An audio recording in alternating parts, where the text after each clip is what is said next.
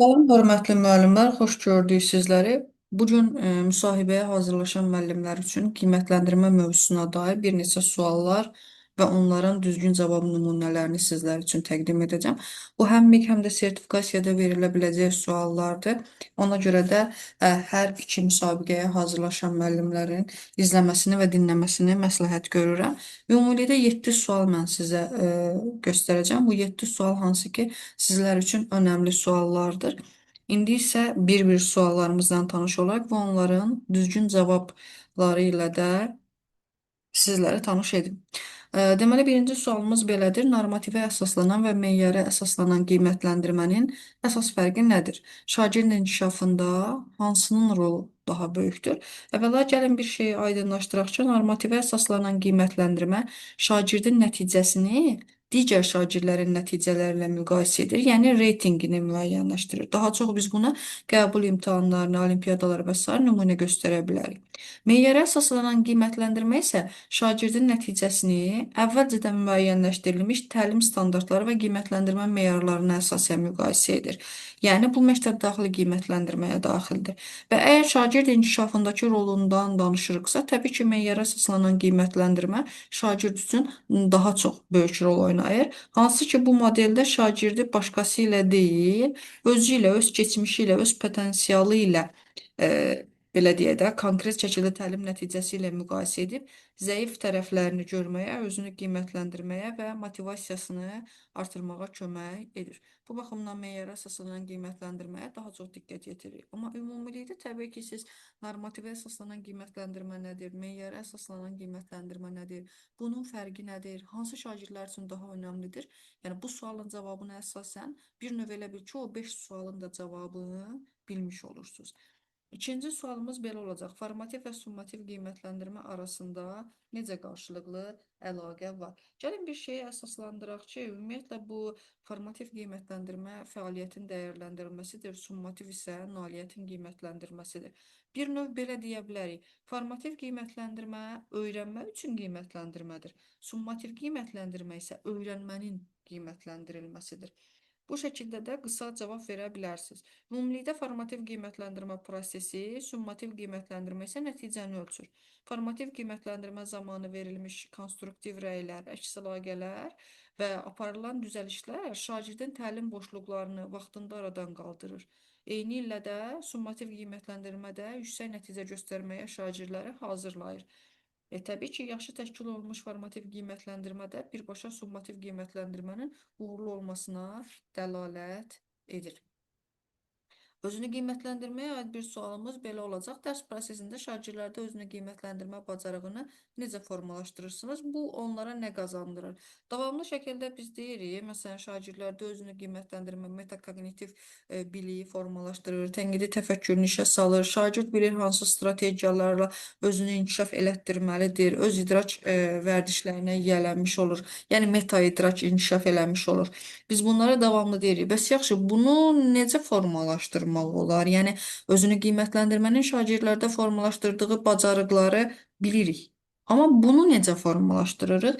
Ümumiyyətlə şagirdlərə dərsin əvvəlində qiymətləndirmə meyarlarını elan etmək. Birinci, bax, uşaq bilməlidir ki, nəyə əsasən qiymətləndiriləcək və aydın şəkildə ona izah olunmalıdır ki, uşaq öz bacarığını, öz potensialını bizlərə göstərə bilsin. Daha sonra ən əsas üstünlüklərdən biri refleksiyadır. Yəni müəllim tədris prosesində düzgün refleksiya suallarından istifadə edərsə, yəni bu gün nəyi yaxşı öyrəndim, nəyidə çətinlik çəkdim, daha yaxşı olmaq üçün nə etməliyəm, hansı üsullar mənim üçün uğurludur və s. şagirdlərin öz səhvlərini təhlil etməsinə və tapşırıqlarını yenidən işləməsinə şərait yaradaraq mən şagirdlərdə özünü qiymətləndirmə bacarığını hər variantda formalaşdıra bilərəm. Dördüncü sualımız belə olacaq. Formativ qiymətləndirmədə verdiyiniz əks əlaqənin yalnız kağız üzərində qalmaması və real inkişafa çevrilməsi üçün nə edirsiniz? Davamlı şəkildə biz deyirik ki, əks əlaqə verilir. Bu verbal da ola bilər, qeyri-verbal da ola bilər. Nəticədə jest mimika ilə də biz bunu eləyə bilirik. Yəni, davamlı şəkildə feedbacklər istifadə olunur. Çünki formativ qiymətləndirmə təlim nəticəsini şagirdlərdə formalaşdırarkən şagirdin qarşılaşdığı çətinlikləri, boşluqları müəyyənləşdirib onlara yenidən işləmək şansını veririk və bu da təlim nəticəsini daha dərindən qavramalarına xidmət edir. Elə ona görə adı da formativdir, yəni formal qiymətdir. Və rəy formativ qiymətləndirmə ən əsas hissəsini təşkil edir və dərs boyu qiymətləndirmədir. Dərsin istənilən mərhələlərində aparıla bilir. Amma məsələ burada nədir? Yəni bizim istədiyimiz şey nədir? Əks əlaqəni vaxtında veririk, spesifik, yəni dəqiq veririk, məqsədyönlü və həvəsləndirici olur. Deyirik ki, gələcəyə yönəlmiş ya da emosionala yönəlmiş rəylərdən istifadə etməməliyik. Ən əsas cəhəti odur ki, şagird əgər bir şeyi doğru deyibsə, biz mütləq şəkildə uşağın nəyi düzgün etdiyini, nəyi doğru etdiyini bildirməliyik. Uşaq bilməlidir ki, niyə müəllim mənim hər hansı bir işimi bəyəndi. Yəni afərin, əla demək əvəzinə afərin tapşırıqları uğurlu şəkildə yerinə yetirmisən. Məsələni ən səmərəli üsulla həyata keçirtmisən və yaxud nə bilim, məsələn, tapşırığı ən səmərəli yolla həll etmisən və sair bu tipli cavablar verə bilərik ki, uşaq bilsin ki, məndə nəyi bəyəndilər. Eyni zamanda uşaq hər hansı bir şeyi düzgün yerinə yetirməyibsə, burada bir növ biz qiymətləndirməni, yəni formativi üç hissəyə bölərik ki, rəy üç əsas hissədən ibarət olsun. Birinci hissədə uşaq konkret nəyi bacarıbsa onu vurğulayaq. Bu uşaqda özgüvən, özünə inamın formalaşması üçün önəmlidir. Daha sonra konkret nəyə səhv edib onu vurğulayaq. Bu ümumi olmasın, konkret olsun, dəqiq olsun ki, uşaq bilsin ki, mənim səhvim nədir və mən o səhvi necə aradan qaldıra bilərəm də. Üçüncüdə də artıq o səhvi necə aradan qaldıra biləcəyinə dair nümunə göstərmək lazımdır. Yəni müəllimin fasilitasiya rolu məsələ rəyi düzgün şəkildə verməsindən asılıdır. Bu zaman içərisində uşaq əgər tapşırıqları yenidən işləyərsə, heç bir problem yaşamarıq və dərsimiz çox düzgün şəkildə qurulmuş olar. Beşinci sualımız belədir. Keçirdiyiniz KSG nəticəsində sinifin 60% zəif qiymət alarsa, problemə necə yanaşarsınız və addımlarınız necə olar? Ümumiyyətlə, təhlil etmək lazımdır. KSG suallarını və şagirdlərinin cavablarını təhlil etmək lazımdır.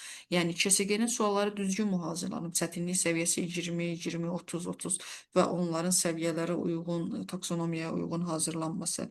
Mövzularda hansı boşluqlar var, bunlar müəyyənləşdirilməlidir. Daha sonra yenidən tədris həyata keçirtmək lazımdır. Zərif mənimsənilmiş mövzulara differensiallıqdan istifadə edərək müxtəlif metodlarla, yəni artıq diaqnostikdə biz şagirdlərin intellekti öyrənmə tərzini bildiyimizə görə, uşaq hər hansı bir məsələni düzgün başa düşməyibsə, deməli biz ona eyni yolla yenidən izah eləməyi yox, yenidən öyrətmə zamanı müxtəlif metodlardan, yəni differensiallığı bu zaman nəzərə alıram ki, mən bu şəkildə izah elədim, uşaq başa düşmədisə, deməli mən fərqli bir metoddan istifadə eləməliyəm. Və çətinlik çəkən şagirdlərə fərdi şəkildə yanaşma ya da kiçik qruplarla iş verib onların daha yaxşı qavramasını təmin edə bilərəm. Boşluqlar aradan qaldırıldıqdan sonra da artıq alternativ tapşırıqlar verib şagirdlərin yenidən qiymətləndirilməsini həyata keçirərək onların da inkişafını təmin edə bilərəm. Ümumiyyətlə, KSG təhlilləri çox önəmlidir. Qanuni sistemdə müəllimlər KSG təhlilini həyata keçirtməlidir. Hətta mən elə deyərdim ki, həm müəllim özü KSG keçirdikdən sonra KSG təhlilini həyata keçirtməlidir, həm də ümumi sinif üzrə KSG-lər bitdikdən sonra həmin sinif üzrə müəllimlər yığılıb KSG təhlillərini aparıb şagirdlərin xüsusiyyətlərini daha dərindən qavranılmasını və daha düzgün yanaşmasını təmin eləyə bilərlər. Çünki ola bilər bir KSG-də yüksək nəticə əldə edən digər fən üzrə zəif nəticə əldə eləyə bilər və ya ümumi vəziyyəti müəyyənləşdirməkdə çox mühüm rol oynaya bilər. Bir digər sualımız yoldaş qiymətləndirilməsi keçirərkən şagirdlər arasında subyektivin, dostluq meylinin qarşısını necə almaq olar? Ümumiyyətlə, şəffaf qiymətləndirmənin olması üçün ən əsası birincisi meyarlar düzgün şəkildə hazırlanmalıdır. Çünki meyar olmadan qiymətləndirmə ola bilməz. Yəni qiymətləndirmə keyfə-kədər olan bir şey deyil. Mən bunu bəyənmədim, məncə belə deyil. Məncə deyə bir anlayış yoxdur. Meyar olmalıdır. Bu subyektivliyin ümumiyyətlə qarşısını alır, obyektiv qiymətləndirmə olur. Həm də bilirsiniz ki, biz bu gün əgər tənqidi təfəkkür şagirdlərdə formalaşdırmaq istəyiriksə, dəyərləndirmə formalaşdırmaq istəyiriksə, artıq uşaq bilməlidir ki, yəni mənim şəxsi mövqeyimə əsasən qiymətləndirmə olur. Qiymətləndirmə meyar əsasında olur və ən obyektiv olması üçün də biz bunu nə edirik? Meyarı öncədən şagirdlərə elan edirik. Hələ dərsi keçməmişəm, heç nə eləməmişəm. Meyarı verirəm. Bu da ümumiyyətlə gələcəkdə nə olacağını bilmədiyimizə görə daha obyektiv, dürüst, doğru olmağına xidmət göstərir.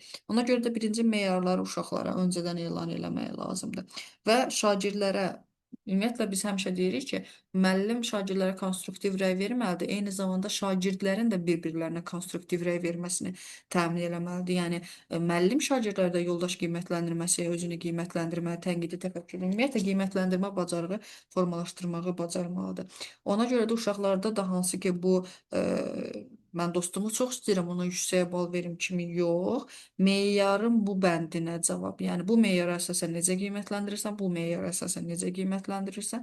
Ümumiyyətlə biz qarşılıqlı qiymətləndirmə, yoldaş qiymətləndirməsi və özünü qiymətləndirmə zamanı əksərən meyarı müəllim hazırlayır və şagirdlərdə bu bacarıq tam formalaşana kimi bir müddət müəllim şagirdləri müşahidə edir ki, orada şəxsi qərəzlilik anlayışı olmasın. Şagirdlərdə tam bu bacarıq formalaşdıqdan sonra artıq müəllim rahat şəkildə şagirdlərin bir-birini qiymətləndirməsini təmin eləyə bilər. Hətta belə bir addım da ata bilərik ki, ilk mərhələlərdə anonim qiymətləndirmələrdən istifadə eləyə bilərik. Yəni işlərin üzərinə ad yazılmadan yoldaşlar tərəfindən qiymətləndirilməsi müəllimlərin şagirdlərdə bu bacarığı daha düzgün formalaşdırmasına da köməklik göstərə bilər. Bu da bir alternativ yoldur ki, həqiqətən də şəxsi qərəzliliyi olmasın və şagirdlər arasında obyektiv qiymətləndirmə formalaşdırsın.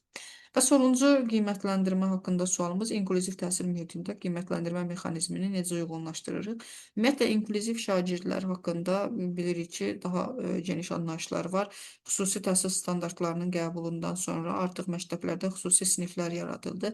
Xüsusi siniflərdə də artıq 2-dən artıq olmamaqla e, SIM şagirdlər yerləşdirildi və SIM şagirdlər üçün fərdi təlim planı FTP biz deyirik də fərdiləşdirilmiş təlim planı hazırlanılır və eyni zamanda qiymətləndirmə zamanı da fərdiləşdirilmiş qiymətləndirmə meyarlarından istifadə edilir. Qiymətləndirmə forması şagirdin imkanlarına uyğunlaşdırılır. Yəni yazılı tapşırığı yerinə yetirə bilməyən şagirdlər üçün şifahi sorğu, şəkillərlə ifadə və ya praktik tapşırıqlardan istifadə olunur. Təbii ki, həmin şagirdlər üçün əlavə vaxt təyin olunur və ya tapşırıqların həcmi, çətinlik səviyyəsi şagirdin potensialına uyğun şəkildə tənzimlənir. Əksərən biz qiymətləndirmədə deyirik ki, şagirdlərin nə qədər əmək sərf eləyib, nə qədər güc sərf eləyib, nə qədər enerji sərf eləyib, bunu da nəzərə alıb, bunun əsasda qiymətləndirilməsini təmin etməliyik. Bu sizə təqdim etdiyim suallar bir azca qarışıq suallar idi, amma bu sualların üzərində əslində bir neçə sualın da birinə cavabını müəyyənləşdirmiş olacağıq.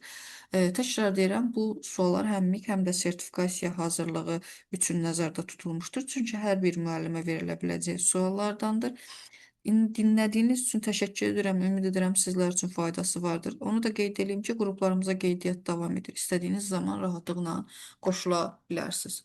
Təşəkkür edirəm. Ümid edirəm gələn görüşlərimiz daha xoş olar.